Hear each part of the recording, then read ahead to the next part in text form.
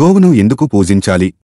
గోవు అనేది సర్వదేవతల స్వరూపమని, గోవును పూజిస్తే సకల దేవతలను పూజించిన పుణ్య ఫలం దక్కుతుందని అర్చకులు తెలిపారు.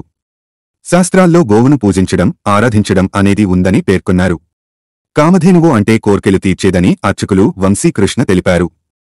అవును, పూజిస్తే సకల శుభాలు, కోరిన కోర్కెలు తీరుతాయని వెల్లడించారు. పురాణాల్లో కూడా అశ్వపూజ, గజ పూజలు పశుపూజగానే ప్రస్తావించినట్లు గుర్తుచేశారు. క్షీరసాగర మదనంలో మొదటగా విషం వచ్చిందని, తర్వాత కామధేనువు రావడంతో దాన్ని దేవతలు స్వీకరించారని అర్చకులు తెలిపారు. కోరిన కోర్కెలు తీర్చే సర్వదేవత మూర్తిగా గోవును భావిస్తారని అన్నారు. చాలా వరకు ప్రముఖ ఆలయాల్లో ఇప్పటికీ మొదటిగా గో పూజను చేయడం జరిగిందని, ఆలయాల నిర్మాణ సమయంలో కూడా గో పూజను చేయడం మనం చూస్తున్నామని చెప్పారు. ప్రముఖ దేవాలయాల్లో మూలమూర్తికి ముందుగా గోపూజ చేసిన తర్వాతే ఆ గోవును మూలమూర్తిని దర్శింపజేసి పూజా కార్యక్రమాలు చేయడం ఆనవాయితీగా వస్తుందని చెబుతున్నారు. గోవుకుండే ప్రధాన లక్షణం అంటే శక్తిని నేరుగా తీసుకొని దానిలోని డి విటమిన్తో కూడిన స్వచ్ఛమైన పాలను మనకు అందిస్తుందని, ఈ పాలు పసుపు రంగులో ఉంటాయని అన్నారు.